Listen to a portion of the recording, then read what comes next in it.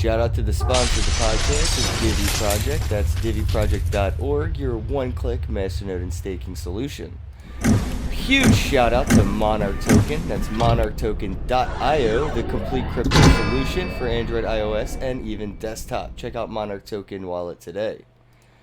Shilly shill shill shill shill shill shill shill. How goes it? Ken Bozak here to talk about Bitcoin and Bitcoin accessories. And today I'm here with my bro, Map to Success. Say what's up. Hey, what's up, Crypto Nation? You see the hat? You hear the Yo, name? got the It's X swag. marks the spot. X marks the spot, brother. You just can't be hitting mics and shit. It's all up in people's ears. So go ahead and introduce yourself. Let people know like who All you right. are, how you got into Bitcoin, and what you're doing now that you are in Bitcoin. Okay, so I'm widely known in the crypto space as Map to Success. And what I do is I go around and I educate anyone and everyone about cryptocurrencies, how to use it, how it's actually utilized, how you can get involved, and basically just the whole fundamentals of it. Because it's so many people out there that still doesn't know, and we bring the info to the masses. I find it's the hardest part of like talking to people about Bitcoin is their lack of knowledge of how money works. You know what I mean? It's like people looking up at an airplane and be like, "Yo, how's that thing flying?" And you're like totally skipping the fact that there's a car. You know what I mean? Like it's just Yeah. leapfrogging the understandings of technologies progression and talking to people about like the U.S. dollar and fractional reserve banking and just like it's not backed by gold like that. So like what are some of the conversations you deal with when you're talking to people about Bitcoin and like just getting somebody into it that has never really heard of it before? Well, basically, the first thing that a lot of people come across it as a scam. And that's why we have like the seed cards and all the websites that we pass around and we show it to them like, look, this is all the information that's here. This is why we're out here spreading the good news and having people find out how to take full responsibility of your financial wealth. Basically, you can be your own bank. You don't have to have a middleman ever because there isn't any if you don't want it to be. We get so caught up in the whole fact of having banks and everybody control our finances for so many years as we've been manipulated by it for so long that it's become the norm. Yeah, People I find was it just so, talking to my brother about like banks and interest and loaning, and he's like, "No, that's normal. That's just how it should be. They provide a service." And I'm just like, "Damn, yeah, sheep in my own yeah, family." they do provide a service to rob you. Yeah, yeah, exactly. As a service that yeah, you're getting charged to be robbed. That's exactly what's happening when it comes to like modern banking. Exactly, exactly. And those are like some of the things that I tell people. I'm like, listen, while I'm like giving like a lot of info to people, I tell them the first thing, look, I'm not a financial advisor. This is not financial advice, but I could talk to you as two different people. I could talk to you as a friend, and I could talk to you as somebody that's like on the business end. You know what I mean? On the business end, I'll tell you, listen, this is nothing to do with financial advice. What you do with your money is totally up to you. You're in control. Do whatever you choose. But me as your friend, I would tell you look into it. Learn as much as possible. Self-education is key, and it's quite frankly one of the best pieces of self-education that you could find right now.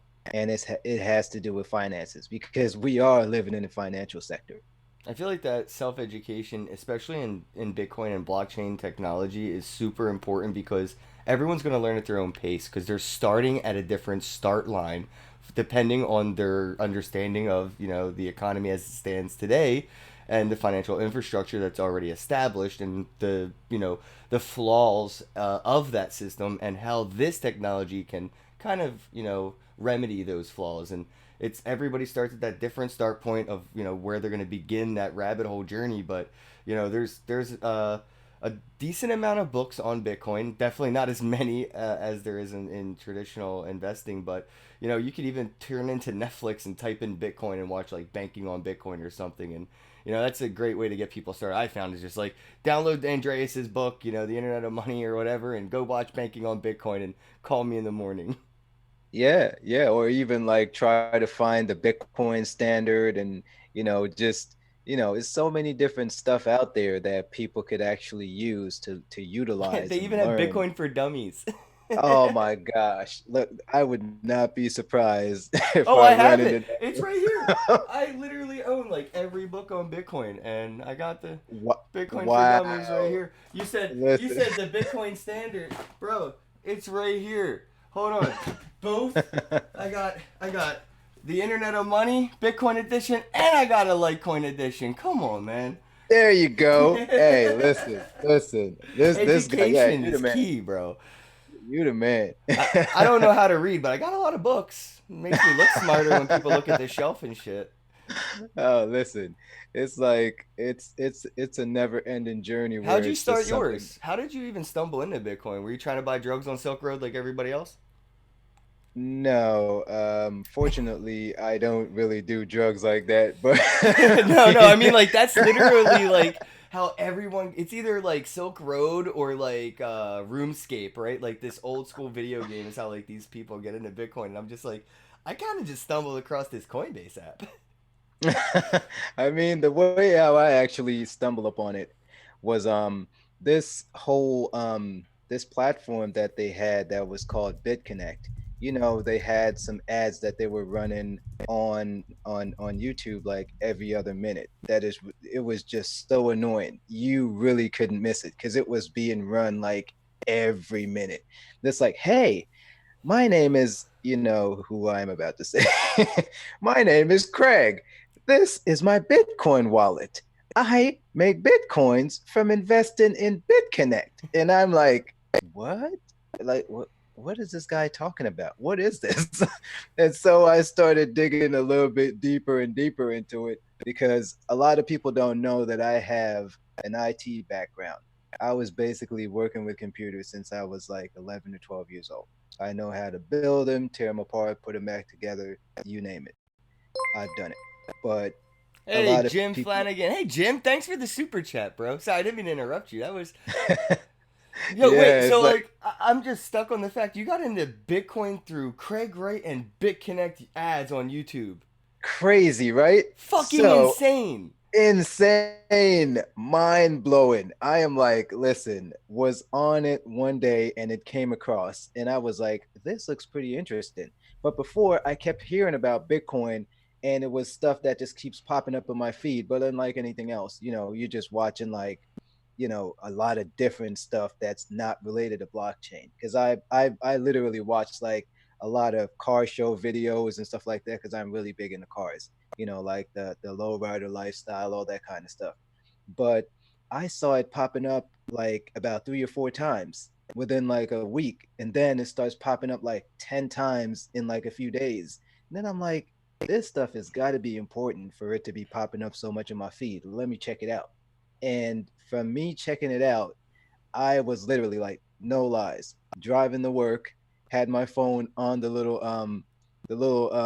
pod thingy stuck on the vent, and I was literally like listening to podcasts and watching videos and all that stuff while going to work. And I was like, it just got so immersive. It was like I just really went down the rabbit hole then. I was clicking on any and every video that I saw with the word Bitcoin or cryptos on it until I learned exactly what it was.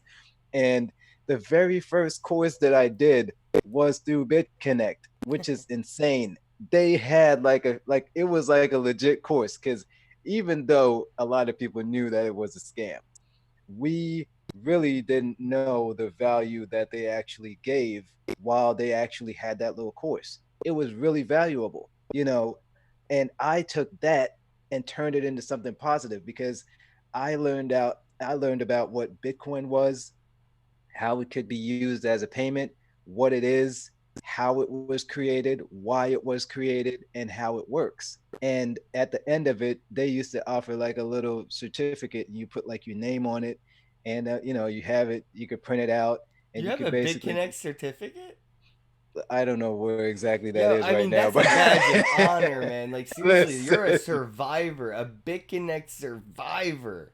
yeah, yeah, and literally, like, if you could survive that, you could survive 10, Yeah, well, I 20, mean, this bear market 50%. wasn't shit for you, man, because you looked at Yeah, it like, already yeah, coming in and on that. Like, like, hey, big shout out to DJ Meat Popsicle. This dude popping up like a ghost in the chat. Long time no see. How goes it, Rebecca? Identity block. Oh, what up, Nana? Much appreciated. Bitcoin Jake '09. Yeah, I see you guys in the chat. Much appreciated. Cliff High made a video about there's BitConnect. Yeah, dude, there was a lot of people that put out information about it, myself yeah, included. yeah. I actually monitored myself losing thousands of dollars by making 40% a month because the 40% a month didn't counteract the volatility of Bitcoin. So Wow, I ended up losing money by that making was money, if that that makes was any sense.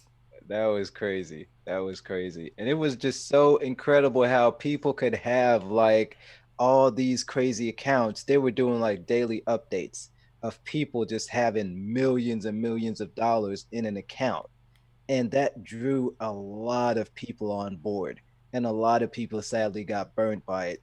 And it was like even funny enough, like talking about people getting burned, I was actually talking to this young lady this morning because like a lot of people don't know that what I do is I drive Uber and Lyft part-time, and that's how I share info with people on the daily every day.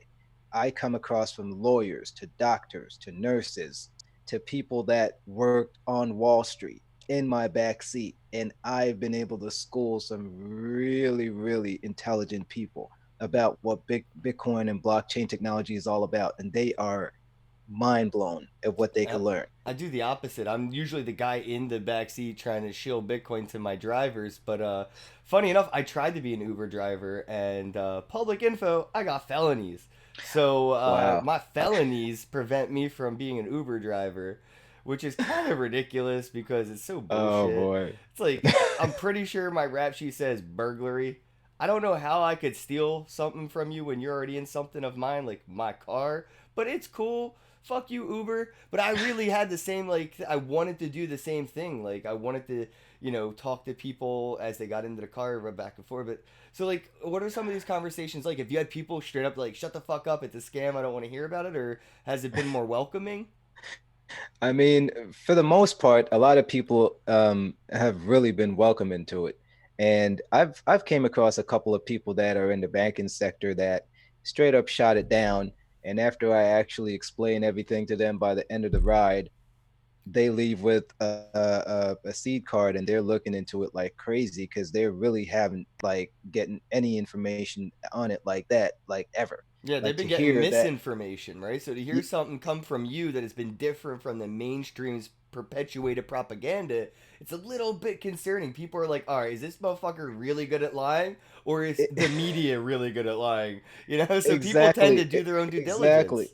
exactly. And then it's like the seed cards are very, very powerful. These are very powerful tools that we have on the daily, every day. So when we pass them out randomly to places and people run into them, it definitely will spark a lot of interest because you scan the QR code and immediately you get immersed into a worldwide, phenomenon that is like unknown to so many people. It's insane at what people could actually learn and profit from off of just having simple information. Yeah, dude, look what I did. I kind of took that Bitcoin for dummies and ran with it, man. Like, I learned how to take money, and even without Bitcoin in general, I've learned how to take money, use money as money to make money out of money. And like that's Bitcoin, fiat, whatever you want to use, but the tools to apply that knowledge in the fiat world, it's regulated with KYC. You have to be accredited or be part of a brokerage, and all these roadblocks that prevent me from participating, even though I know these tools exist and how to apply them. But I come into the crypto environment where we have like, these exchanges, especially at the time we had like Poloniex, there was no KYC, all these ICOs were coming out, which were like an IPO. So I couldn't get into these initial public offerings because of accredited investing, but I could get interested and actually invest in these ICOs. Like, a lot of people say there's no successful ICOs. Well, we got Ethereum, we got BNB. There's a couple other ones I'm not trying to really show, but like there's some successful projects that have come out of these, and I was lucky enough to be allowed to participate. Because it was a very permissionlessness, wild west environment, and we're starting to see a lot less of that. Do you think that that could change the conversation or the pitch that Bitcoin offers if we start to see more regulation and start to see Bitcoin treated more like fiat with these like whitelisted addresses? Or Yeah, yeah, definitely. Because how I know that it could change it is because a lot of people are so used to the financial system being so regulated that, if they had like, AML, KYC regulations put on digital currencies, it would definitely spike a lot of interest with a lot of, the so-called average Joe that would just rather take their money and just give it to an institution to invest it for them, just like the stock market or the bond market, or even in, like in the derivatives market with silver and gold. And I think that a lot of people would really start jumping more on board if they have these financial instruments out there that they could capitalize on, because they've been using it for years. A lot of people still might hear about Bitcoin and the concept and they're like, oh, is that like the stock market? um no, it's more so of you taking control of your financial sovereignty and actually being your own bank. And like, oh, I never know that you could do that. It's like, yeah, just look at it like this. It's literally like the modern day of hiding under your mattress. right, right. No, Simple. yeah, it is. And well, Tim, I feel like it's so much more than just that as well. Hold on, we got a lot. I had a thought. What if someone put a message on one Bitcoin transaction that said drug money, then processed the to send one satoshi to a bunch of wallets? All right. So Bitcoin Jake, you bring up an interesting topic. Let's see what you think of this, man. Because like, I think of financial terrorism a lot, and it's not like I'm plotting. It's just like it's a new era concept that doesn't exist until we got to this digital currency, this cryptocurrency era, where like I could send you PayPal, and in the memo I could write "Thanks for the blowjob," and PayPal is gonna cancel your account, take the money, and say, "Yo, you're breaking our terms and services. We don't fuck with sex workers." And that's all it took to really like attack you financially. Yeah, And I could do the same thing, like Bitcoin Jake said here. Basically, I could send you some Bitcoin if I know that that's a Coinbase wallet or any other custodial wallet that has these terms and services. I could send you malicious, transactions and have them basically freeze your assets. And that becomes like real concerning. So that's a good point there, Jake. Like, you could just write, "Hey, this is drug money" on a Bitcoin transaction, send it to somebody's Coinbase address, and basically lock up their funds until the investigation proves otherwise. Because everybody knows in America, you're guilty until proven innocent. yeah, yeah, that's true. That's true. And then it's like the way that they've actually been working on a lot of protocols lately, especially with fungibility and doing a whole lot of secure transactions, with like being more so on the I would say more like more fungible, being that privacy and having somewhere of like hiding away your addresses so people won't see exactly Big where ups to your funds are Mimble coming from. Wimble. They, yeah, they have been like a really truly groundbreaking technology. Yes, And the Samurai Wallet has some of these features built in too. If you're looking for some Bitcoin privacy, definitely check out that Samurai Wallet. yeah, Hey, thanks for the hey Keep, thanks for the super chat, bro. I really appreciate it. yeah, yeah, definitely. And I tell people all the time, it's like having physical privacy is like nothing like a lot of people might will ever even dream of, because it's like it's a thing like this where we're so used to being monitored in everything that we do. It's kind of strange when you have this much freedom, especially from a borderless payment that you could send anywhere in the world. Like you could literally send somebody like a half, or even you could send anybody any amount of bitcoins, any kind of cryptocurrencies, even in space. once they have the connection to get it, they will receive that transaction and they will be fine. And they could literally spend it from space if they wanted to. That's how powerful this piece of technology is. And people look at it every day like, how does this work? And when you tell them about the distributed ledger technology and the underlined way that the blockchain works and records every transaction, and you could actually go back and verify everything from day one, people really are blown away because they're like, okay, um, but they can't do that with money. I'm like, exactly. That's why we're trying to get away from it, because you can never have this kind of power with just a regular US dollar. It's non-existent.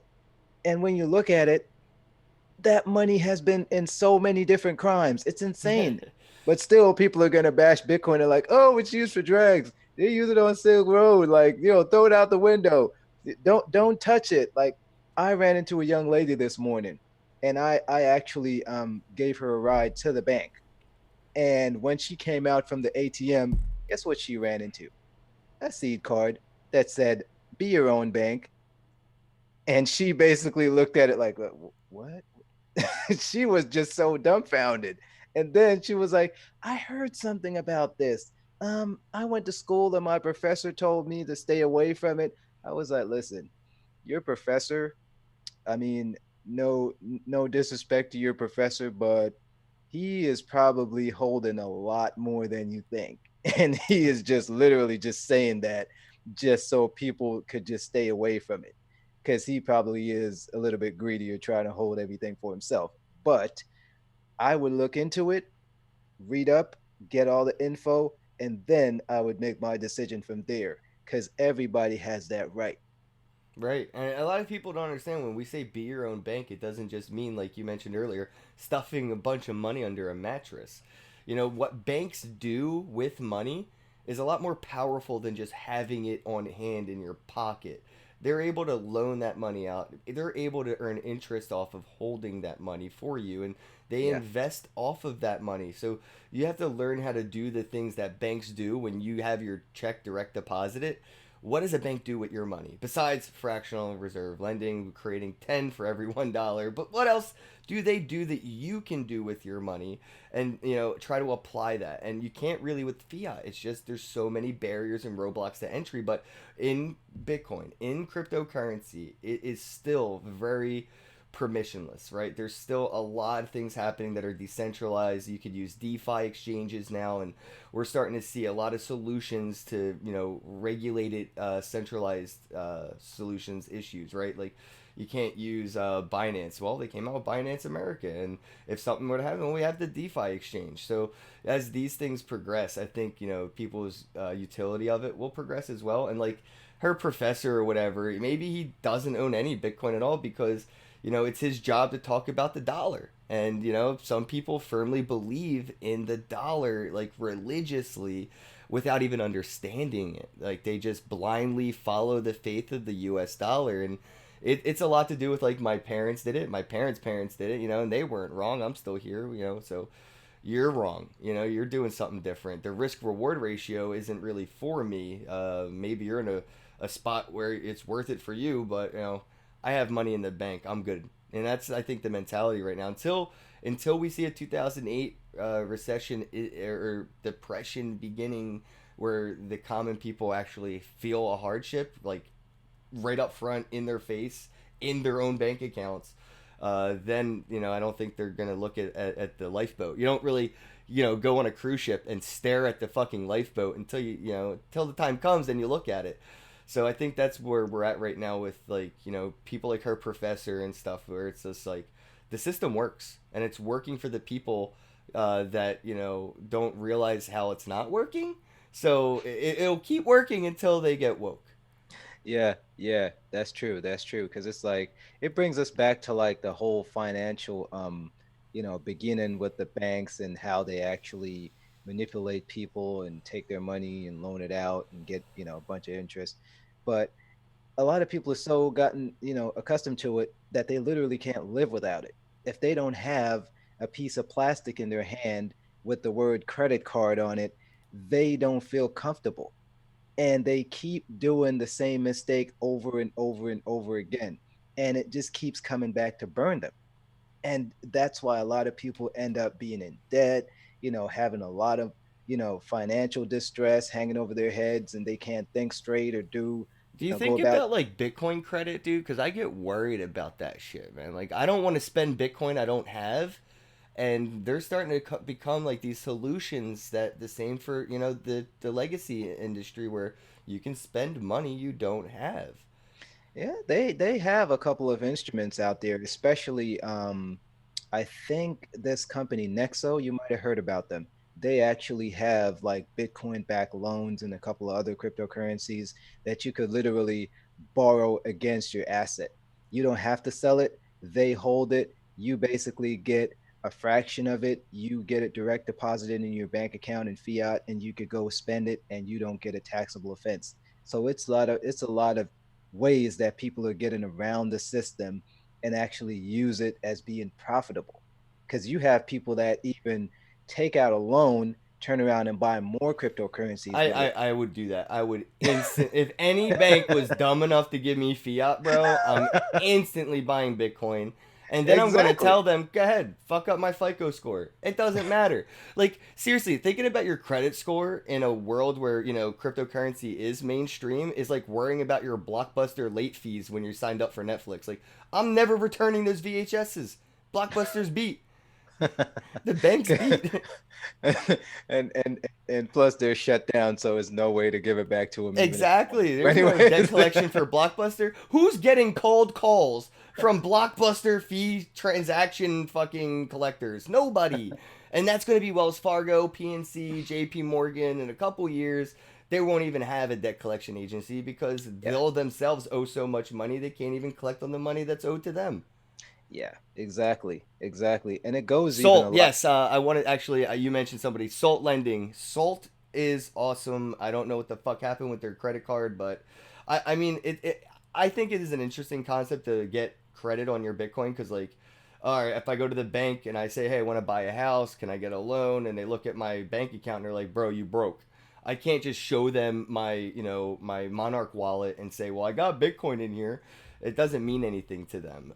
My point is, like you mentioned earlier, man, like people are just very, I guess, stuck in that way of using credit, and credit hasn't always existed. Credit is a very new form of paying without paying, and it's not Yeah. sustainable. It has not been sustainable. You can see it. Just look at the Yeah. numbers. Yeah, Uh, exactly. I don't think it should exist in our future economy where we're using these cryptocurrencies. I think we need to get off the credit concept. Yeah, definitely. Definitely for sure. Because how I know that it's completely a false and basically like should be trashed and just like be done and over with is because all these business owners that have their businesses running, people come out and spend hundreds and hundreds of thousands of dollars with these businesses per year, a lot of them per day. And they turn around, they go back home, they call up the credit card processor, and they tell them, "Hello, I seen a transaction on my account that I don't think I did. I don't know anything about it. Can I please have my money back?" What do you think is going to happen? They're going to return the money back to you that you spent. Yeah, but the business is going to be like, look, I have a receipt. They signed the receipt. Meanwhile, it says "fuck yourself." Like that signature don't mean shit. I know, right? And then they get the money back and they could go back and spend something with the same money that they took from, from the actual business owner. And And the then the business. business gets stuck with a fee. Actually, there's a fee for these chargebacks that the payment processors. So you as a small business don't only lose the money from the sale. You have to pay to give your money back to the customer that basically just fucking robbed you. Exactly. And they run off with your product. So you basically got robbed three times. That's the credit system right fucking there, bro. Like it's broken. Yeah. That's literally like A, B, and C in a nutshell. And that's what happened like so many different times per day. And it's still happening right now. Somebody is making a even though we hate to admit it, somebody's actually Facts. making a call, taking their money back right now, and they know they spend it. If you know that you go to the Pandora store, do not call and tell the credit company that you didn't spend it. You Credit know, fraud is yeah, it's just a great way to create more debt, and more debt creates more money for the government, right? So if we have these means that allow holes to penetrate into our systems here, like with these, when Target and Home Depot and all these companies were hacked for credit card information, people were getting microtransactions for like Amazon things and other knickknacks and stuff, like really small transactions, but they didn't realize that it was their cards being used, over time, and because they were so small. But basically, this person was buying stuff from themselves on their own Amazon and their own eBay accounts, basically using your card to buy things from themselves. So they never had to wow, ship it. It was just easy way for them to get money. And this was all from just a hack from Target and Home Depot. yeah, Like and that's just a small problem. Like imagine if PayPal had this level of hack. yeah, You got a yeah, puppy? I hear a puppy. yeah, yeah. It's actually Is it a crypto Milo. Doge? Yeah, he's a little Doge. Oh, he's so full of energy. But yeah, it's like it's a good point that you actually made, because there are so many different things that happened with that, and people just got burned, but they don't even know. And it's just like when all those transactions come together and they compile into one, that's a lot of money. That is literally a lot of money. And there is another product out here that a lot of people don't even know that really have some useful utilities, and it's called Digibyte. And Digibyte also, I've had them on the show, man. Digibyte's oh, low trust me, key gonna flex. trust me. I tell like I had like this guy in my back seat one time. He was literally like I think he was a judge, and I was taking him to one of his court date appointments, and he was telling me that he had a brother that wrote the code for all the security system that's used on Wall Street, that does all the trading every single day. And after having a conversation with him and telling him that, listen, all those computers that you have, I know some people that can hack those in 5 minutes.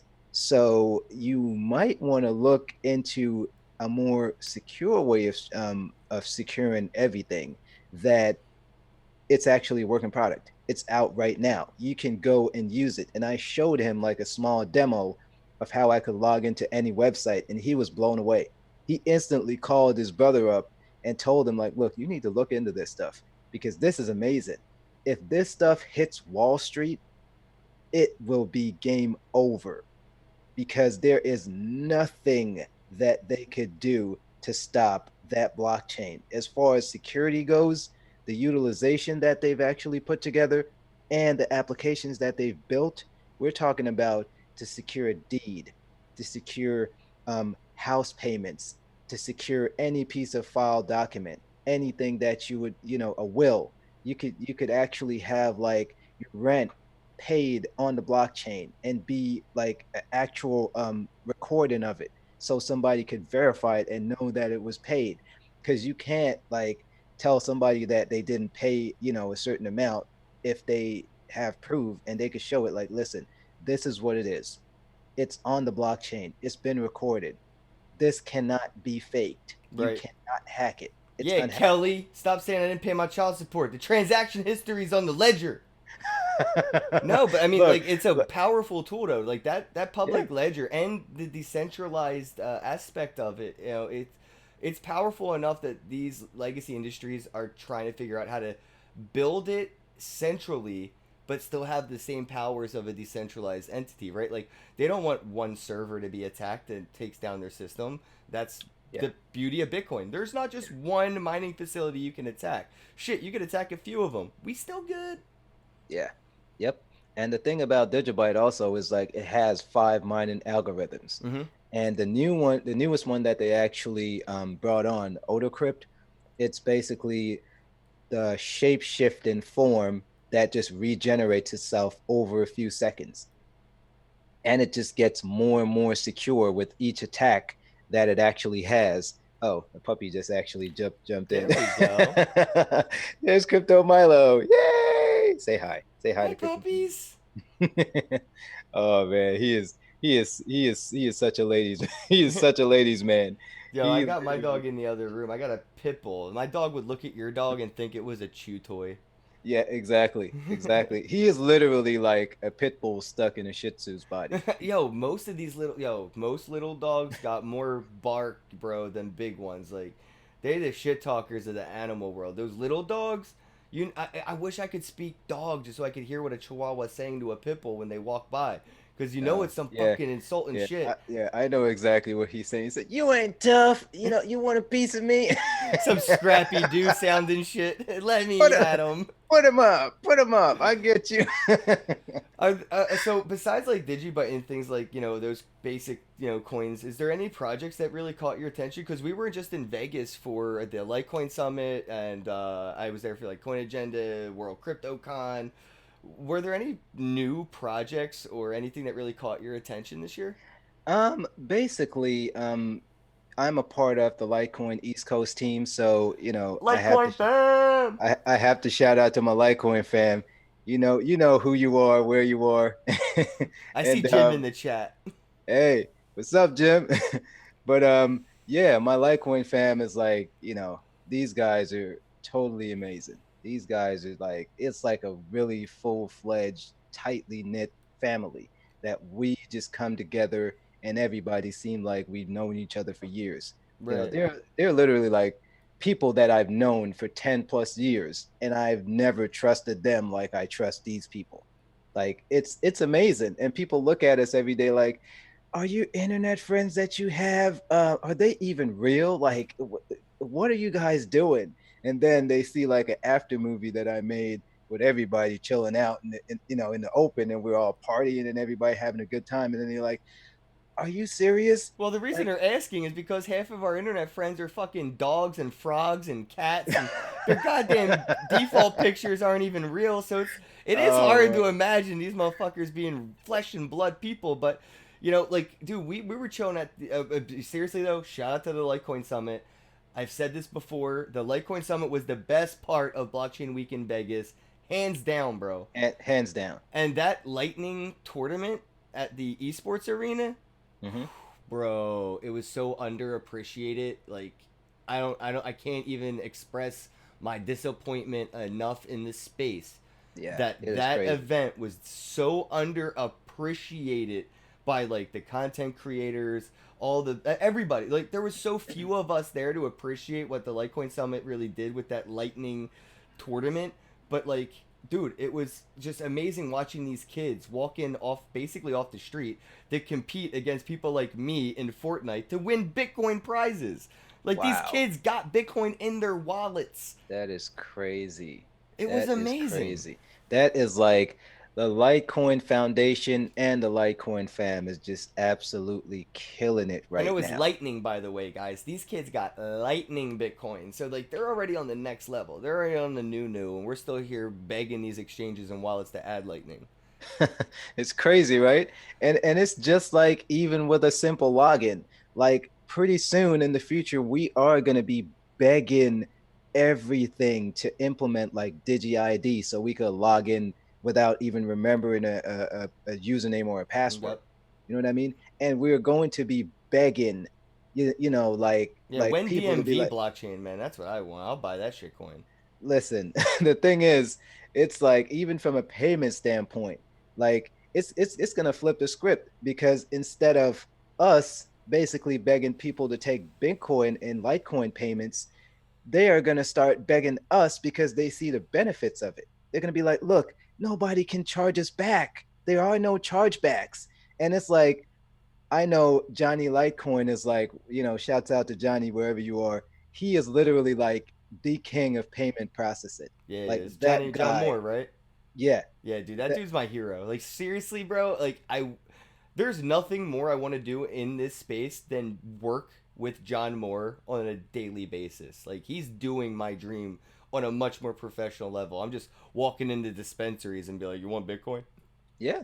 Yeah. And you can get involved. because we are actually we built a team that we're going out issuing Bitcoin ATMs all over the country, and we're actually getting people to sign up via Clover and have their payment processing set up.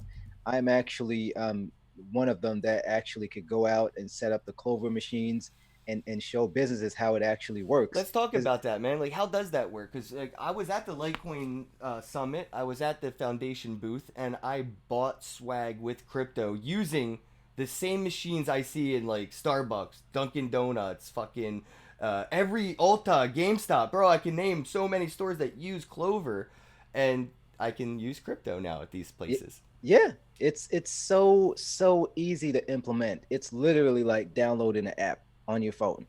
It's really simple, but a lot of businesses don't know that they have it. And it's so incredibly convenient and so beneficial at the same time, they don't even know.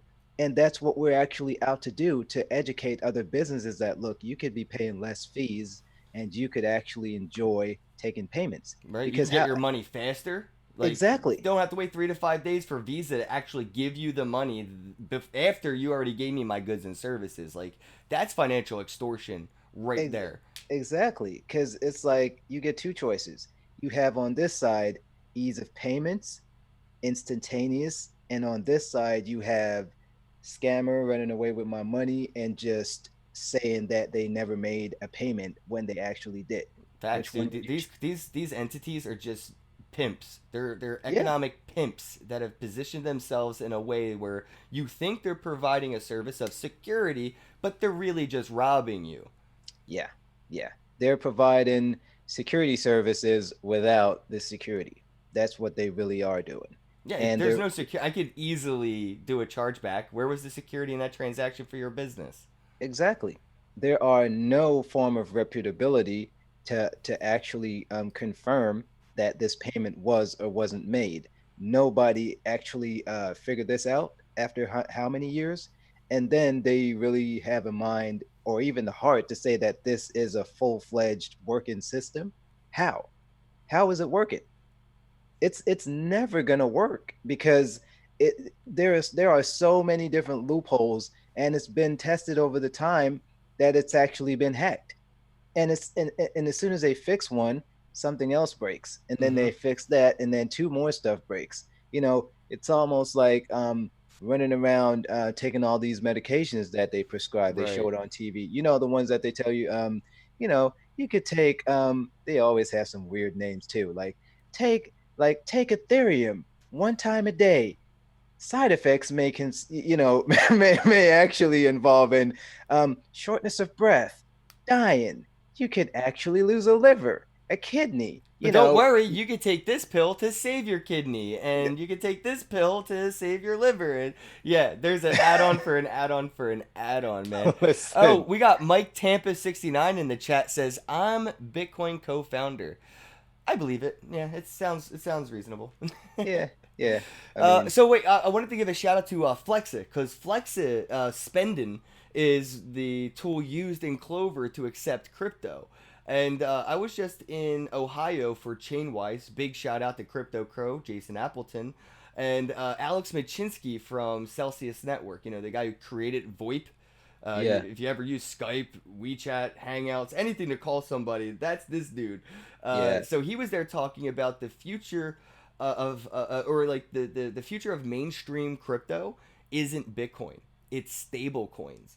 Maybe it's accepting Bitcoin, accepting Litecoin, accepting Digi, but it will almost always settle in a stable coin. And I think if I'm not wrong, I'm pretty sure that's what Spendin does. You could choose to have it settle in crypto or settle in stable or settle in fiat. yeah. They have like a lot of different variants of it, but the most widely used one from a lot of business owners, they rather have everything immediately like converted into fiat and then deposited into their bank account. And it's like you basically just scanning something like you're paying with a gift card. So when you bought that swag the other day, it's literally like an extension like you would pay with an actual gift card. Yeah. So when you scan it, it doesn't show like, hey, I'm paying with Bitcoin or I'm paying with Litecoin. They're getting crypto transactions done without even knowing it. Yeah, that's what we've. I mean, at least that's what I've always wanted since I got into this, was to see it being applied in a mainstream manner without it being highlighted or even existing in a way that you could perceive. No business owner would ever perceive that they're accepting Bitcoin in the way that Flexa, Spendin, and Clover have come together to do this. If I walked into Dunkin' Donuts and I had $10 on my Dunkin' Donuts application and I showed them the QR code that they scan, it is no different than them. Like, I don't have to scan their Bitcoin address to send them Bitcoin. They just scan my QR code on my Spendin app, and depending on which wallet I open to get to that QR code, that's the currency that is spent, and that makes it, customer savvy and I would say like business unsavvy. You don't really even have to know what's happening. It's like American Express, Visa, Mastercard, cash, credit, debit, check. They're all the same when it comes to paying a business, and Bitcoin's no different now. It's just a way for them to get money from a customer. Yeah, yeah. And here's the way that I look at it, because I tell people all the time that we on the West Coast, or on the Western side of the hemisphere, are really behind. We're really like dragging our feet. We're really lagging because they have people that are on the Eastern side, like Asia and Europe and places like those. Those people are so far ahead. While we're just looking into 5G, they are working on 6G. That's how fast these Yep. people are actually looking in the future. Oh, We, John Kim 77. What up, John Kim? He says it settles in Flexicoin in the back end.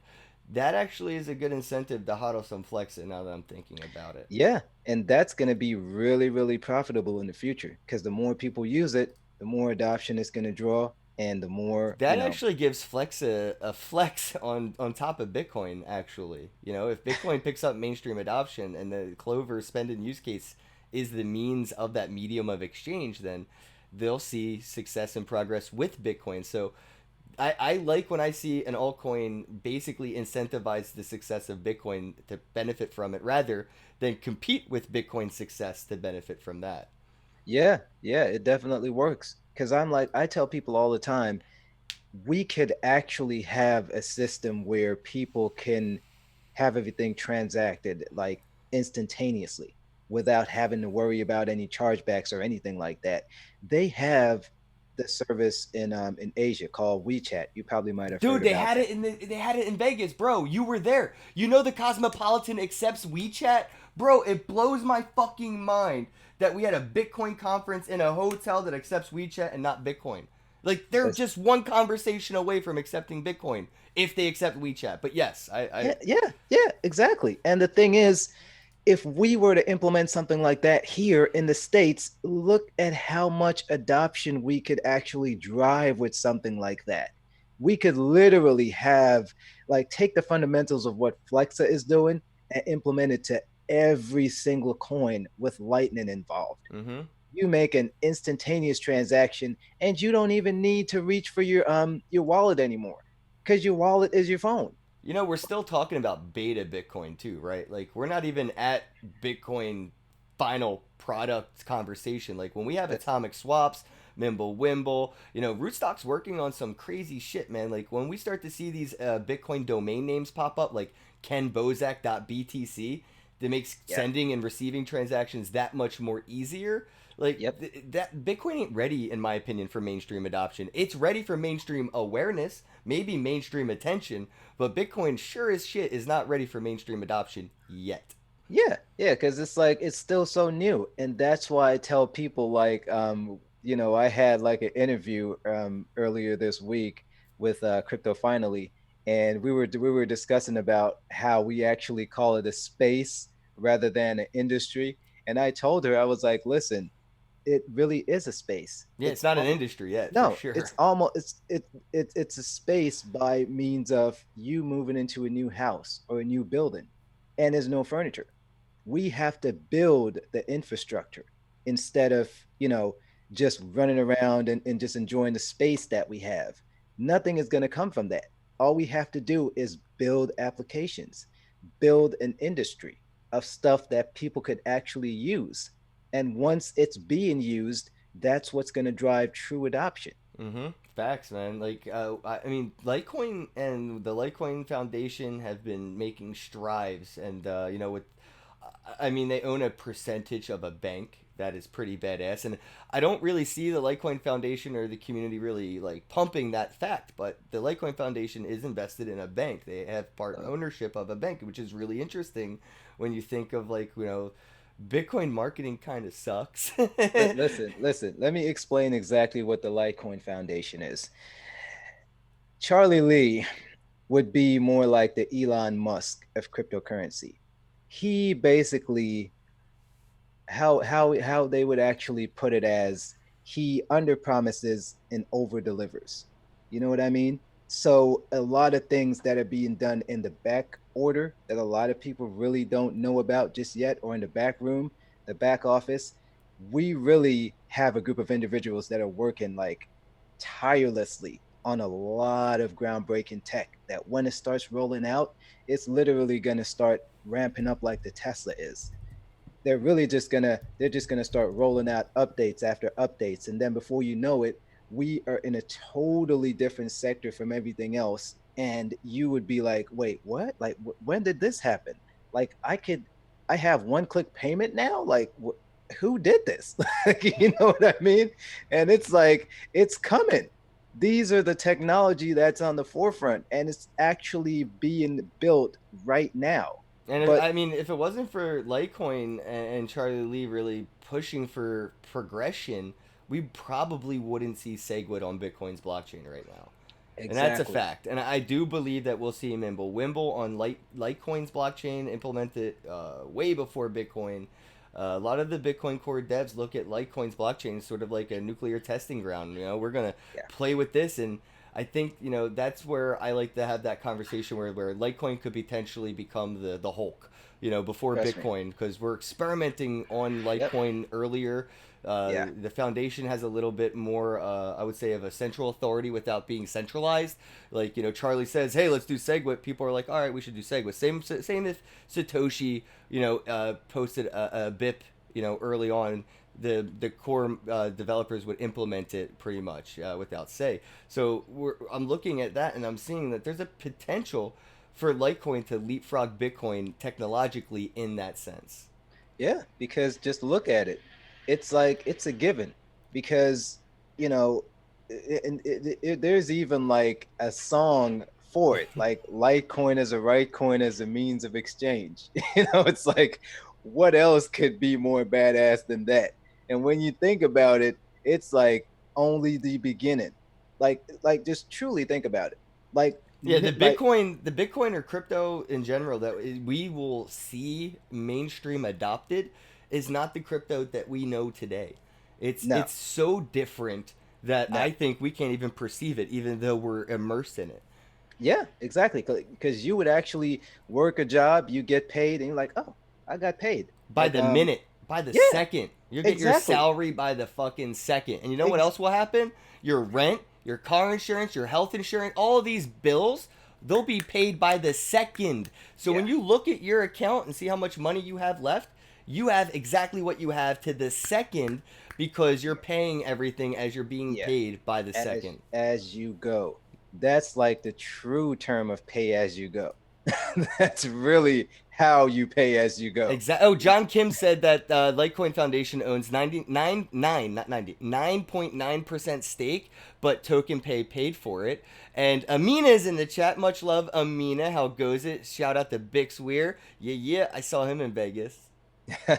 Yeah, and it's like the fundamentals of what they're actually working on is truly groundbreaking. Like those guys over at Mimblewimble, please don't rule them out.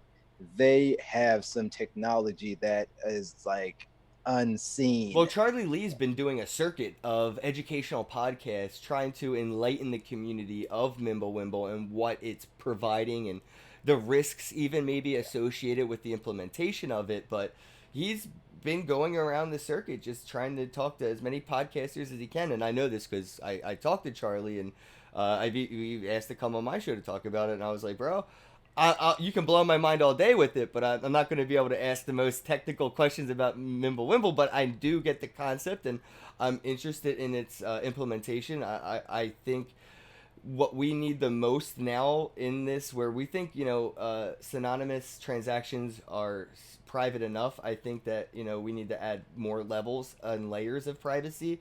I know, Bitcoin transactions can't be censored, but you as an individual for sending that transaction can be. So if the risk reward ratio is you can't use, the bank because you don't have an ID, and if you do use Bitcoin, you go to jail. That may be a deterrent for some people, even though that they have no other option. If the only other option they have technically is illegal in their jurisdiction, is it even an option? Yeah, yeah, but I mean, the thing is, what makes it so much more powerful than a lot of people might even think is literally like privacy on steroids. That's literally what it is. Just imagine some of the things that you could actually do with Mimblewimble. Like you could probably like make a transaction that's like totally private by using your TV antennas that you might not even think about. Who the fuck did that CB radio? Was that Adam Beck and like Charles Hoskins or something? I remember a while back I saw somebody did a Bitcoin transaction over like a ham radio. That's some gangster shit. Yeah. You talk about privacy, that's like some MI6 Yo, type and of you want to privacy. talk about like immutability? Like, yo, my internet provider could use their their ability to basically shut off any communications with these applications through my internet service provider. So if I wanted to go on Coinbase and sell something, I can't because I can't connect to it through my internet. My internet says nope. It's like trying to go to a deep web website. You have to use a VPN and all this stuff just to have the permission to use the software to access that road. Yeah. So yeah. Yeah. Yeah. And that's literally what Mimblewimble is in a nutshell, all wrapped up. Because if you wanted to, you could actually use it just like the guy actually made the transaction over the Right, radio. but we see issues happening with CoinJoin. People are using CoinJoin to kind of tumble up their Bitcoin, and that way the transactions can't be too traced, right? Like, and Hmm. this is more for like privacy as well. Like, I don't need an exchange to know how much money I have when I do a withdrawal. I don't need the gambling website to know like FanDuel's. FanDuel's does Bitcoin payouts. I don't need FanDuel's to know how much money I have just because I did a withdrawal, or to be able to track the withdrawal to another withdrawal to like I don't need that. That's just unnecessary information being provided that could be somehow used against me as a honeypot. I could be, hacked or whatever because somebody at FanDuel saw that my account is linked to this Bitcoin wallet. So now they're going to extort me for money or whatever. Like, there's issues to be had here outside of what criminals can do. It's more so what criminals can do to you with that information. Yeah. Yeah. And I have a question for you. What was your favorite presentation at the Litecoin Summit? Oh, John McAfee. Oh no, wait, that was the Coin Agenda. That was upstairs. Litecoin Summit, dude. It was so fucking good. I'm honestly, mm, I don't know, man. There was a lot of good stuff going on. I think Charlie Lee's keynote was probably, I mean, obvious. I feel like that's the obvious answer, but like probably one of the best. I think like along the lines of like projects I saw like announce things though at the Litecoin Summit. Elipal, what Elipal is doing with their like I don't even know what to call it. It's like super zero connection. There's like no way for this thing to be hacked. It's so fucking insanely Yeah. disconnected. But Yeah. like You when I saw that wallet at the Litecoin Summit, bro, it blew my mind. Like yeah. that's You that's what a broker wants. A broker you is gonna want that. You want to hear a cool joke? So, me and Johnny, like, we left Vegas at the same time, and the dude like checked out of the room, right? So he was trying to leave, and he was like, "Oh shoot, I can't find my Elipal." So it's like he ran back to the room. Luckily, like one of us had a key, and we gave it back to him, and he was able to go back into the room. But when you went there, somebody else had checked in, so the key wouldn't work. So he had to like call up somebody from the front desk to get the security to find out if they found it because he left it in a safe. And he was looking around like crazy. I was like, oh man. And he called them. And it was like, funny enough, they thought it was a cell phone. they literally thought that it was a cell phone because it literally looks like a cell phone from the old days, like just a regular little touchscreen thing It with definitely like does not look like you would want to steal it. It definitely yeah, does. I'm gonna leave that paperweight right where it That- lies. and then it's like you still have people that would because they would think it was like a PDA or something like that, like a little pocket like organizer. Bitcoin Palm Pilot. Exactly. And then he was like running around like crazy. It's like the guy actually looked at it, and when we went down there to pick it up, the guy looked at it, he was like, what is this? Oh, you mean your cell phone? Yeah, it's like it's a cool little device. Like here. And then he signed for it. And then the simple fact that he was just looking at it like a cell phone is just incredible. Because they literally don't know that there could be like tons and tons of coins listed in that wallet. And and it's like, and the best part is there's no way to access the keys from that wallet. So even if you got your hands on the LAPAL, you can't get to the keys. The keys ain't stored on it. It's just all a you, sign for the yeah, keys that's on it. all you have is just a device that just looks pretty in your hand and it turns on and has like a little color screen. That's it. There Oh, is Amina said Ron Paul. I totally forgot that he was there, bro. All right, I'm gonna change my answer, and it's not even Ron Paul or Charlie Lee anymore. It's neither one. I totally forgot that there was so much. Dude, the Litecoin Summit was so fucking lit. Like, oh I'm man, so trust sorry me. that if you're watching this and you weren't there, because like, fuck World CryptoCon as much as I loved it. Litecoin Summit was lit. Uh, Ben Ackerson was there, and I got to meet the UFC fighter like 2 days after his fight, and we were talking about like Bitcoin and Litecoin, and he was talking to me about his podcast he's doing with John Kim 77, and like that I think to me was like the best moment for me personally from Litecoin was meeting Ben and getting to talk to a UFC fighter about Yeah. cryptocurrencies. Those Oh two man.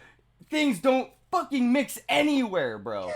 I know, right? There's I I nowhere for it got to mix. I got the opportunity to meet up with him too. He was pretty cool. We was chilling in the lobby, and I got to take a cool photo with him.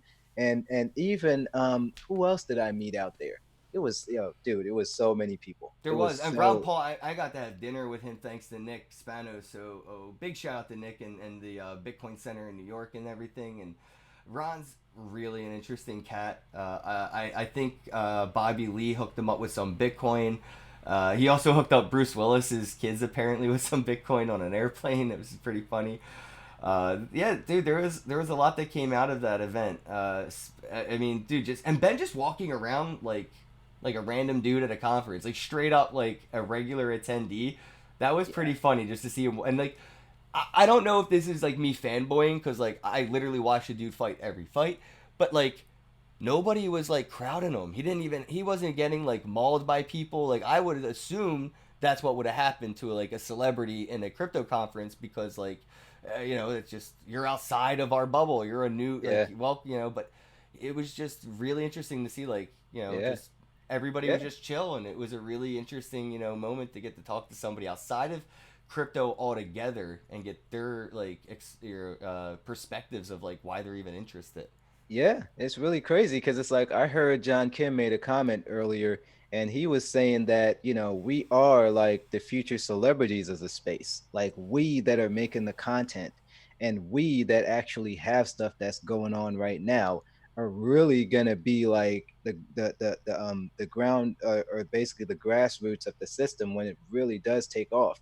We are really gonna be the pioneers, like building the tech from the ground up and spreading awareness and having people learn and just the overall aspect of just giving people information on stuff that's coming up and what they could look forward to in the future is definitely going to be valuable. It's going to basically have its weight in gold. It really is. I don't know. I feel like the opposite. Like I feel like we're not going to be celebrities, and everyone in 10 years is going to look back at these podcasts and be like the same way we would go back and look at a podcast about fax machines. You know what I mean? Like Yeah. once things become mainstream adopted, I don't really see that appeal to it. It becomes much more of a norm and an expected experience. So like the Hey, things we have now, we rally around because they're new and they're not mainstream. They're not incorporated into our daily lives, and we want to see that. Once I think we see that, I feel like we're gonna be the coolest kids at the dorkiest table at the lunchroom. Like straight up, like all the jocks are still gonna look at us like we're nerds. I don't think we'll be like that, celebrity status that we expect to be. Maybe people like Charlie Shrem and Roger Ver, like they're already building that celebrity status up from being Hey, Bitcoin billionaires. But yeah. outside of like being Bitcoin rich, I really don't see us sustaining this celebrityness of the space, right? Like Hey, hey, nobody's famous for going to waterwork conferences for plumbing. We have plumbing. It is an amazing technology. I can flush my shit and it is gone. But we don't have conferences about it, and we don't really praise the people that created these flushing mechanisms and shit. Like it's just it becomes yeah. what it is. It's part of life. It's part of the It's, average. So like I think the same way we look at like 56K dial up. I don't know any celebrities that were promoting the internet back when AOL discs were out. And I feel like yeah. that might be the same with this. And I want it to be. I don't want this to be like some trendy fad thing. I want it to just be as incorporated into society as plumbing. Yeah, definitely. But I really do see like a Ken Bozak book in the future, or like, Ken If it's a Bozak book, be it's a pop-up book. It's hey, coloring. You got color by listen, numbers in there. it'll be lit. Let's make it happen. I look, bro, I even see you, no lie, on a jet with a big old Bitcoin logo on it. You know what's funny? You mentioned a jet, and when we were in Vegas, one of the jet coin guys actually gave me a free ride. So I do have a jet with my name on it for any. Like the dude said, literally anytime I want to take a ride, just call him and I'll have a jet waiting. So Oh that's wow. really, I will be on a jet eventually. Oh wow.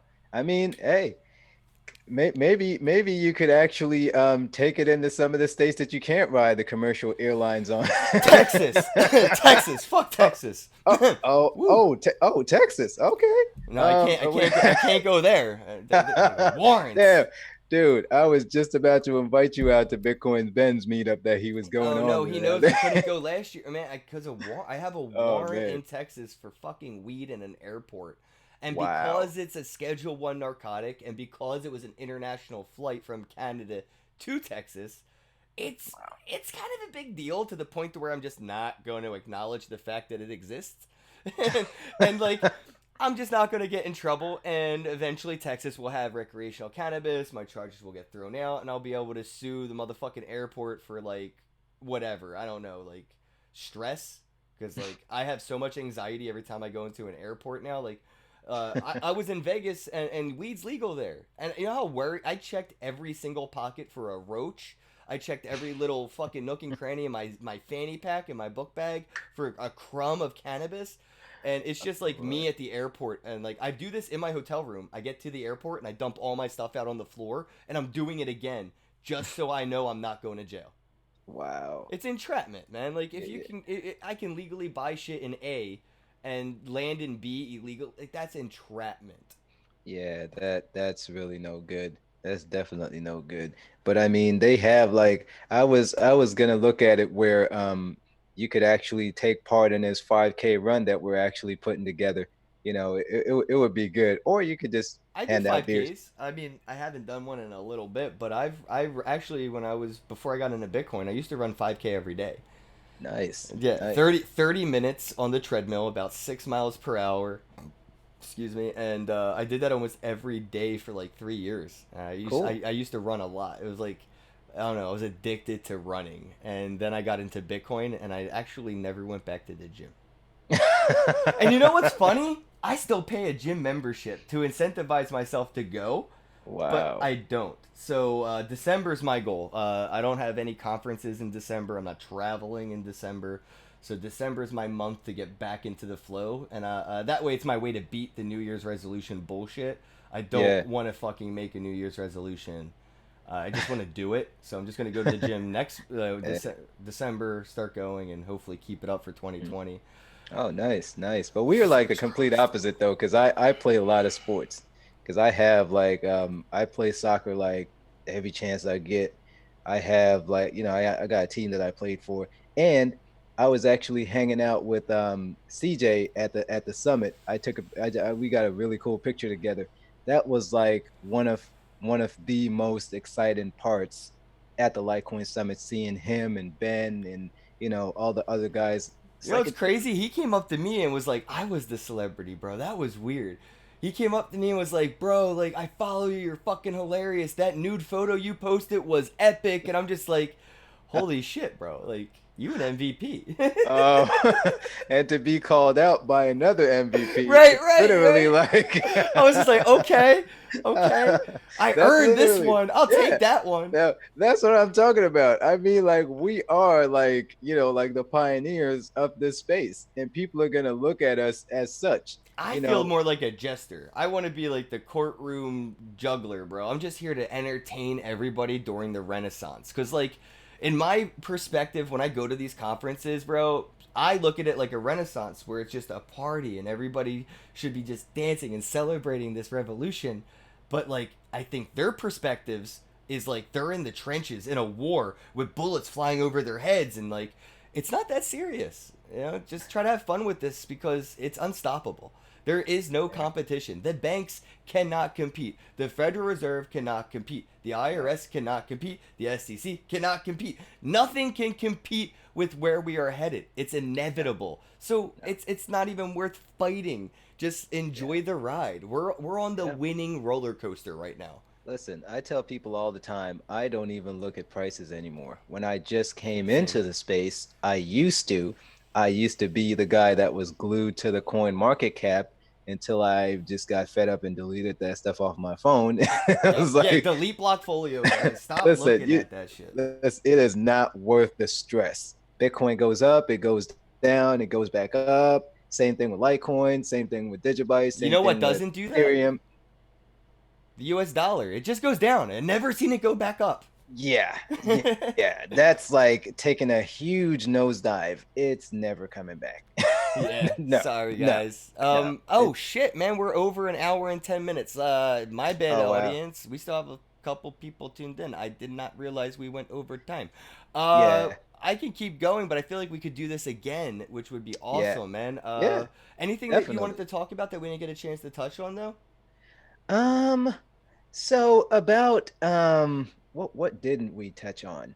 Yeah, we didn't touch on like, a couple of events that actually took place out there and, stuff that's like might have went around in crypto Twitter for a good minute. Oh, the yours mall scam. I'm so over that, bro. Ah, I wish I it didn't was even do it anymore.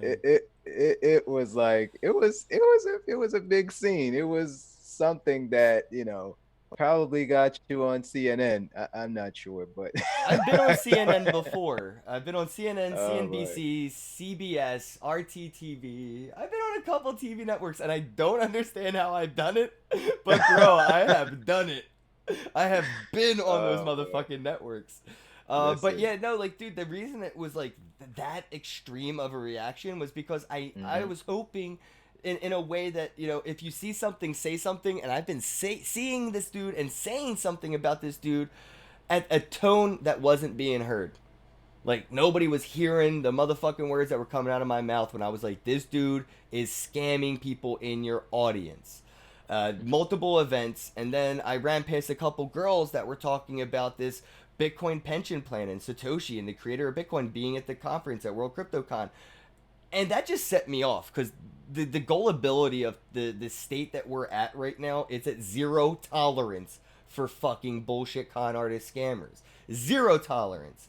And that's how it should be treated. And in my experience, the more reputable people in this space that should have said something about this guy not being a Bitcoin co-founder when he's on stage clear as day claiming to be a Bitcoin co-founder with like a big banner and his business card says it, and none of these reputable people felt the need to say anything. It's almost like if you're on a subway and a cop's on the subway with you and you're seeing somebody get robbed and the cop's just playing Angry Birds.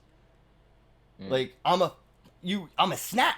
So like that's kind of what happened, and I kind of didn't mention anything in the video because like I walked away after like 10 seconds. I was just like, fuck this dude, he's a piece of shit, and I walked away. He called me back over, calling me a motherfucker and talking shit. So I went back over and But I didn't say exactly why I thought or why he was a scammer. I left that up to the community to do their own due diligence, do their own research, and come to their own conclusion.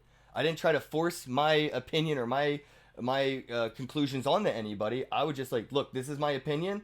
This dude is a bad dude. Look into him.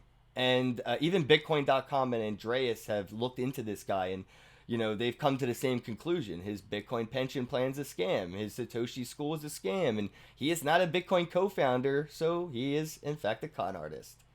So basically, to summarize it, you're saying that he is like another BitConnect 2.0, Sort really. of, yeah, man. He's saying if you give him zero point 0.5 Bitcoin, he can give you back 5 Bitcoin in 5 years, but you can't get your money or anything until then. I don't know, man. The amount of money that somebody can accumulate by doing that after getting off stage at these conferences adds the Wow. fuck up fast. Wow. Yeah. I Fast. mean, I saw like the interview that he actually did with the Wild Wild West crypto That he guys. paid for, they said publicly he paid them 2 Bitcoin to be their media. So they Oh, work for really? him. Yes, they are purchased publicly. I Hmm. posted the video of them saying it out loud.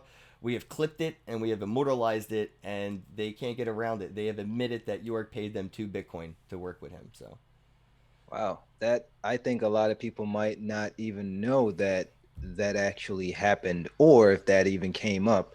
But I mean, the interview that they did, he actually showed them like a video of him having like some over 400,000 Bitcoin or he something had like $4 billion worth of that. Bitcoin in one wallet that he used a video to prove that he owned.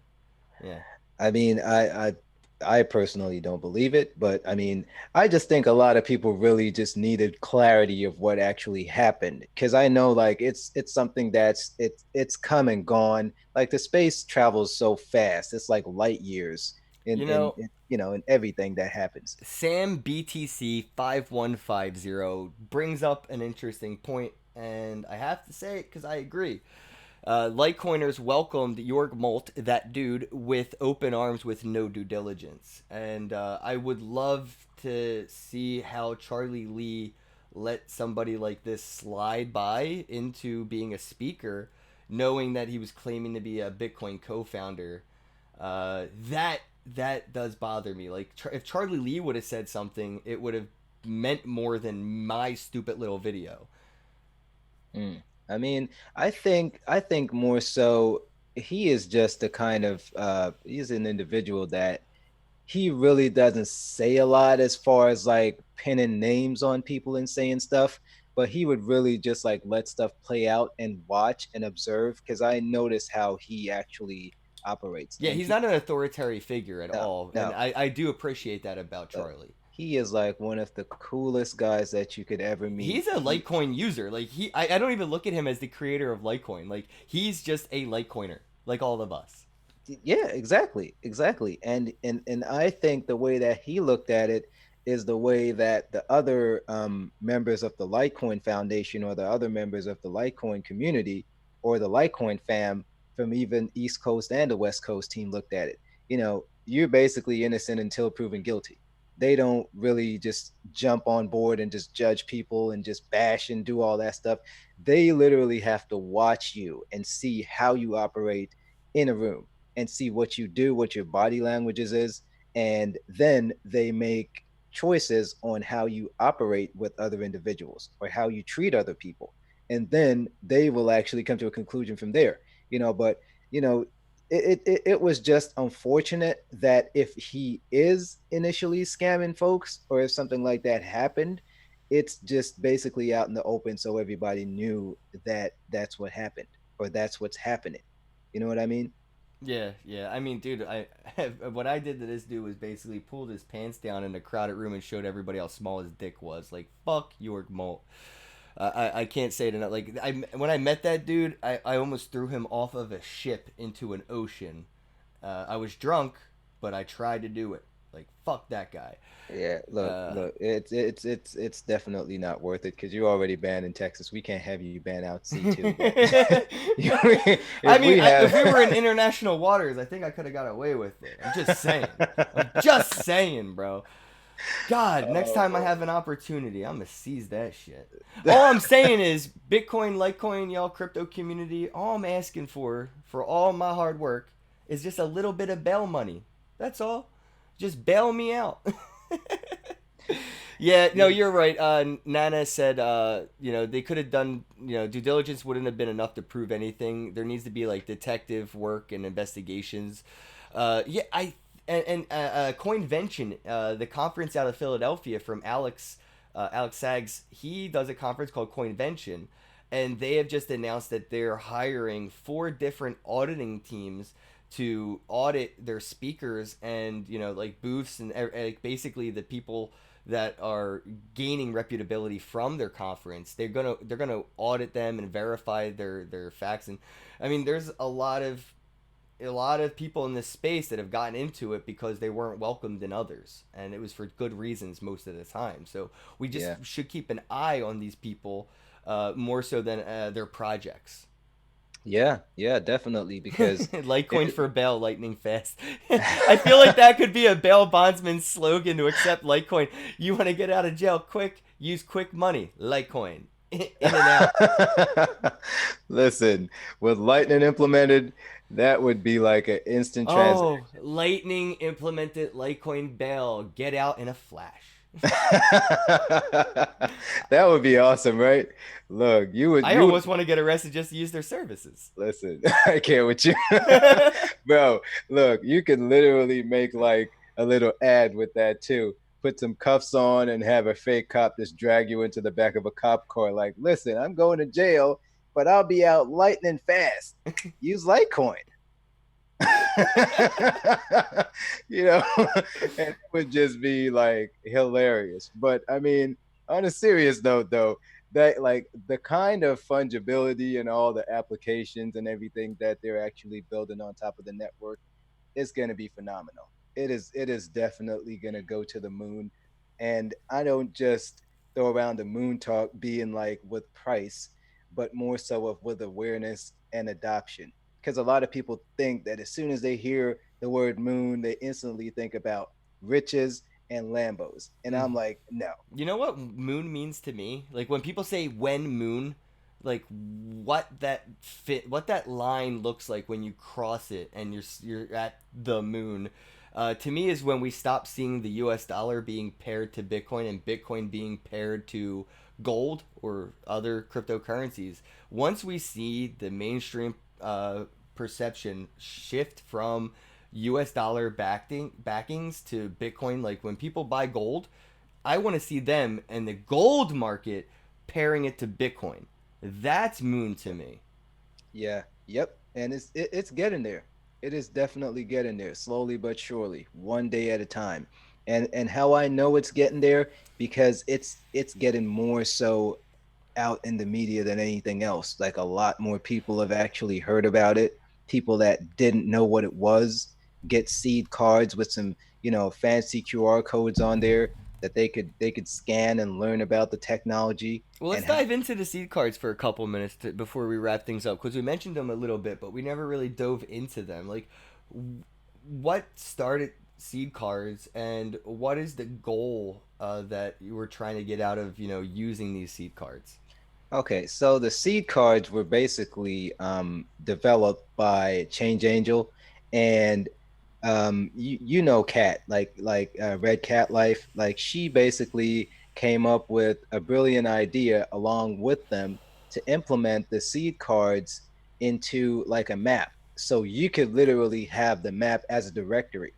The map would be used like for businesses. They could look and see what other areas and what other places are actually accepting cryptocurrencies, and what are the seed cards planting in the areas actually affect. Because you could plant one seed card in one area, somebody else could actually look it up, and if somebody in that area knows that it's there, they could bring it to the business owner, explain it to them, and then they could actually implement it as a form of payment.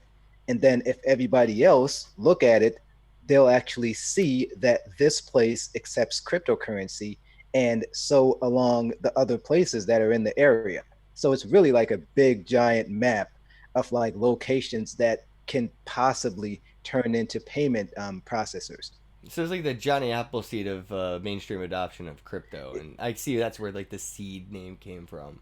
Yeah, yeah, and it's literally like a lot of people just have fun with it every day. They just put it in some odd places that people could just look and find it, and whoever finds it basically learns about what it is because it's really not something you come across every day. So what it really is, the QR codes are websites embedded in them. So when you scan the QR code, it takes you directly to bitcoin.org or litecoin.org. You know what I mean? And And I it think it's teaches. a really good like way for like no coiners to get into it because I mean, to me being a crypto not as I am, I looked at that and I thought immediately they were like Bitcoin or Litecoin addresses because when I see a QR code, I immediately think receiving address. But Mhm. that's not what somebody outside of crypto would look at a QR code and think. They would say, "Hey, this is like a hyperlink. There's probably a website behind this." Like, Yeah. and it's so interesting to see that these QR codes with these links embedded in them is so normal now that the iPhone default camera, like the default camera that you open on your iPhone, has the ability to scan a QR code and Yeah. take you right to a website. Snapchat can even do the same thing. And most of these applications that use your camera to even just take a picture in the background, if you were to scan a QR code, it can identify that as data and use it to take you to the next link. So even if Yeah. like people end up seeing that QR code in a picture they took, they could, zoom in and scan it and be like, "Oh shit." Yeah, exactly. Exactly. And it's going to be like widely adopted by so many different things. Like Pepsi is actually getting in on the coin side of it too with their Pep coin. I got it right here, man. You see Listen, this Pep coin? exactly. I got this because I thought it was hilarious, dude. Yeah. Pep coin, Yeah. Yeah. Yep. buy, scan, cash in. But you see Mhm. right here it says Venmo and fucking PayPal. How many people that just left out? You know how many people don't have PayPal and Venmo? Most of Yeah. their customers are fucking kids. I mean, they're trying to put something out there, but they just forget like the most widely used ones that are actually reputable. Not a lot of people really use Venmo, like you said, and not a No. lot of people use PayPal. PayPal is literally like probably the last one on the list that people might be using, like, than anything else It has the right most censorship. That's why so many people I know that have used PayPal have been in a position where they've lost money to PayPal because of some bullshit. And it's now. Yeah, almost never been rectified. PayPal is just like, nope, our money now. Get a lawyer. yeah, exactly. And then it's not even worth to get a lawyer to fight it, so they just leave it alone. Yep. And I think after a couple months, the company actually gets to keep the money. Yeah, So it's like the yeah, lost and found, and that's just another way for these centralized entities to basically rob you. And that's where I think we see when we see more of this commonly happen.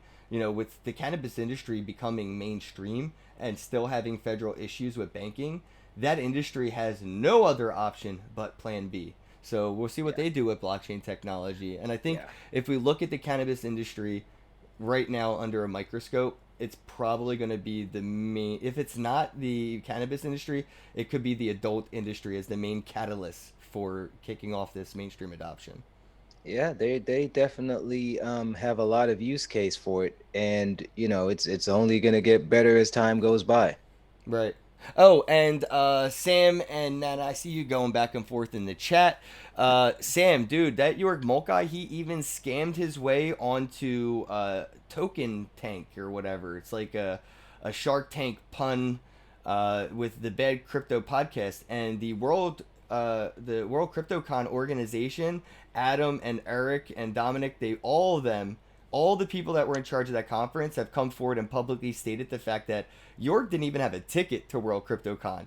They have no idea how this man scammed his way onto a stage at World CryptoCon.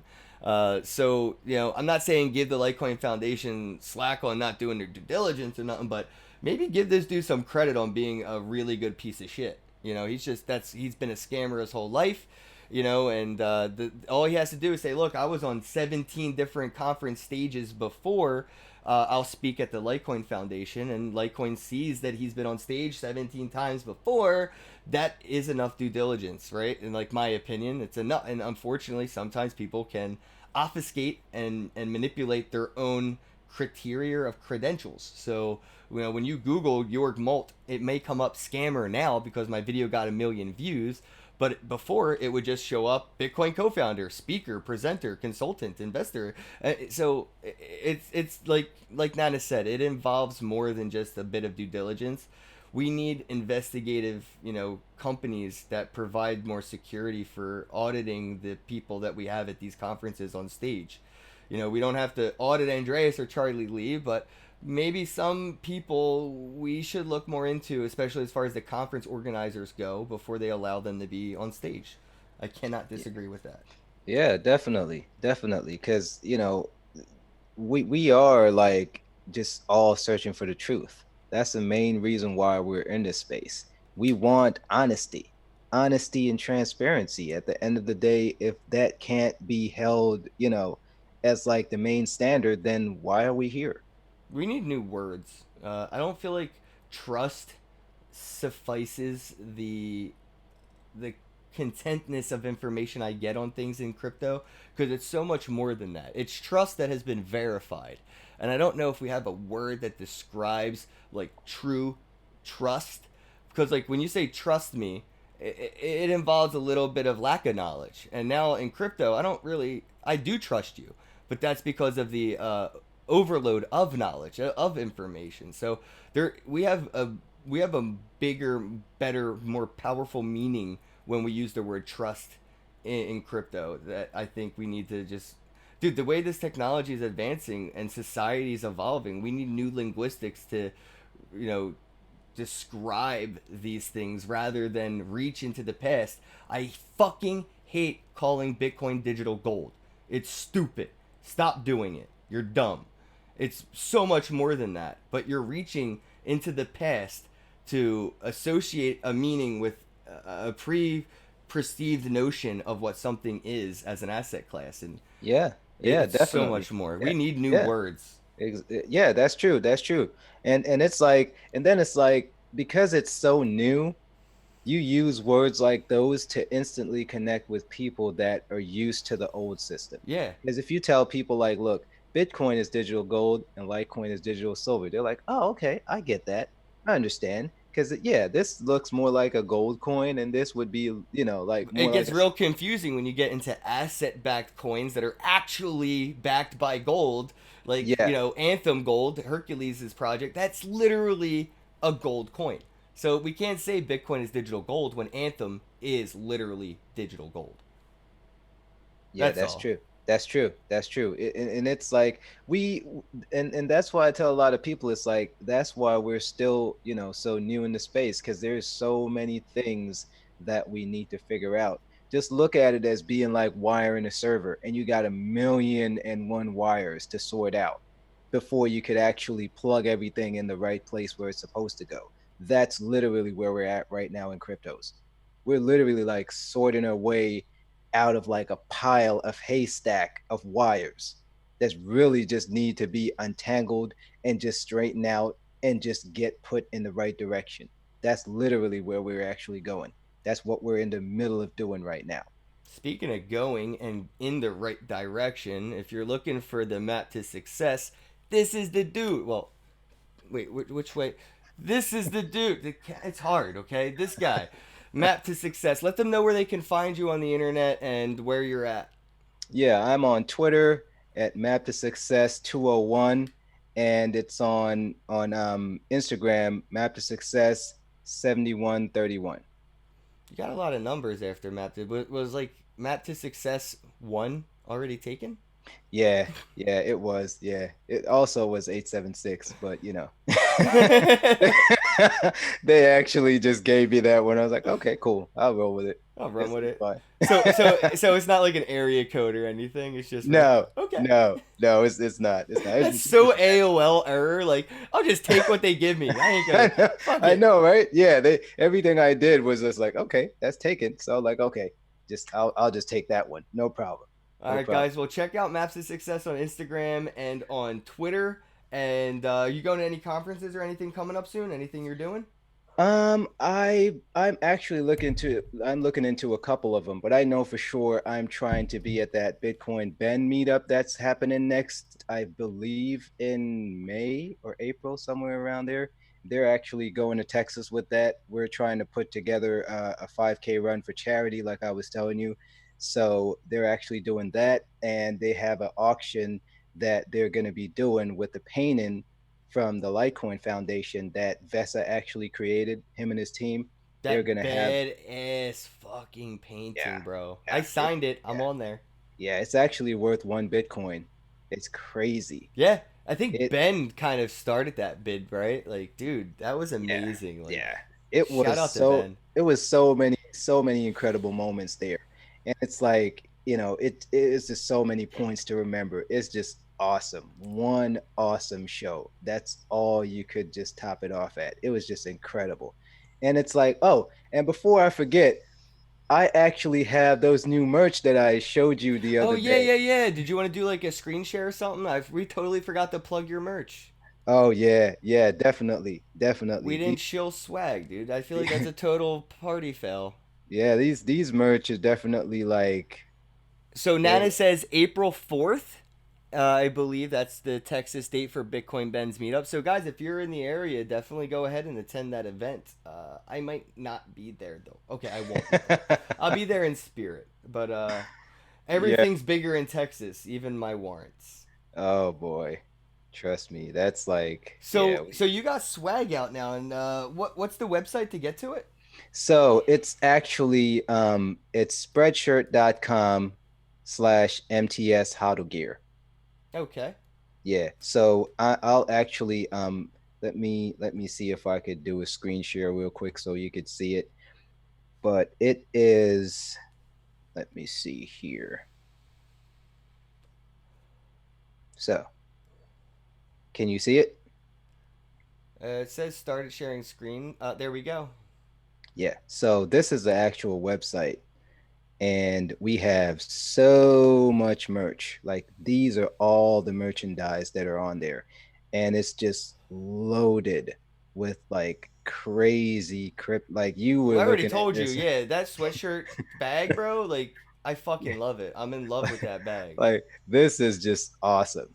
Like this is something that anybody could actually wear, and it's just just showcases style, uniqueness, so many different things. And it's like, everybody loves a good t-shirt. We I have like like, personally, I like wearing like crypto shirts and stuff. Like, I accept Bitcoin or whatever. It starts a conversation almost yeah, 9 out of 10 times when I'm yeah, talking to somebody as a cashier or just in general talking to somebody on the bus or in an Uber or whatever.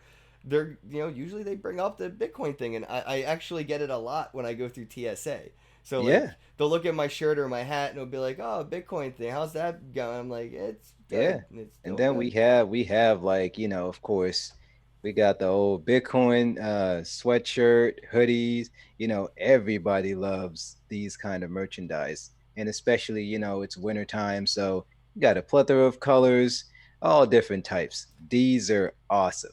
All right, These are guys, like go ahead and these check out so awesome. spreadshirt.com/MTS hodl gear. And can you buy it with crypto? And right now we are actually incorporating that on the site, so it should be up pretty soon. It definitely should be up pretty soon. I'm working with John Moore on that so I can get that Oh, dude, incorporated as in soon there. as you say John, I'm like, oh, it's only a matter of fucking time before they Yeah, accept Bitcoin or yeah. Litecoin or Oh something. yeah, yeah, definitely, definitely. But it's the site. It's up and running. It's live right now. Anybody could actually go on there and they could just cop some merch, All right. represent their favorite coin. Guys, hodl some swag, get yourself some hodl gear, and thanks again, dude. I really appreciate you coming on, and dude, it was hella fun hanging out with you at the bar in Vegas. We have to do it again. I'm Definitely. planning on being at Bitcoin 2020. So if Nice. you're there, I'll be there. My main reason for going is Tony fucking Hawk is a keynote speaker. Oh yeah, I've heard about that. The I've heard fuck about does that. this dude have to say about Bitcoin? Is gonna I'm excited. I'm not on the negative excited side. I'm just like this is where like I have no clue where this Uh, bridge is going to be gapped at, but like I got to see them build this in conversation when he's on stage. And it goes from skateboards to blockchain. I gotta see that. I gotta hear that Yeah, transitional yeah, conversation. yeah, yeah. How did he get into Bitcoin? How did he Yep, become a keynote? exactly, I am. That's why I'm going. So exactly. guys, definitely get yourselves to that Bitcoin 2020. And if you're in Texas, Bitcoin Ben April 4th. Thanks again, bro. Map to success. We're out. Yep. Y'all have a day. Peace. Big shout out to Monarch Token. That's monarchtoken.io. Your complete crypto solution. You can get it for Android, iOS, or desktop today. And the other sponsor of the podcast, the Diddy Project. That's diddyproject.org. Your one-click option for staking and masternodes. Show. Have a day.